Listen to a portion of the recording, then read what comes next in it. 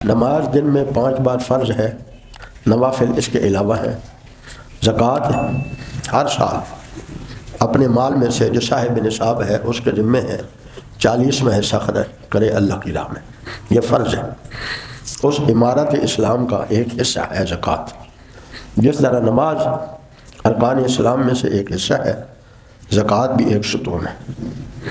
نماز روز 5 بار ہے اور زکوٰۃ سال میں 1 بار ہے۔ اب 2 قسم کی چیزیں ہیں، ایک وہ ہیں جس کو ہم مال تجارت کہتے ہیں، اور ایک وہ چیزیں ہیں جو زمین سے نکلتی ہیں۔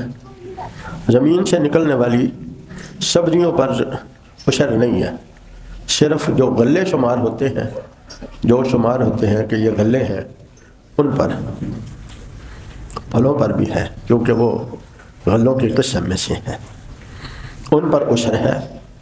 اور جو مال تجارت ہے اس پر زکوٰۃ ہے۔ اگر نقدی ہے تو وہ بھی اسی کا حصہ ہے، اس پر زکوٰۃ ہے۔ 7.5 تولے سونا یا اس کی مقدار میں بندے کے پاس مال زکوٰۃ ہے یا نقدی ہے تو اس پر سال بعد 40واں حصہ زکوٰۃ ادا کرنا فرض ہے۔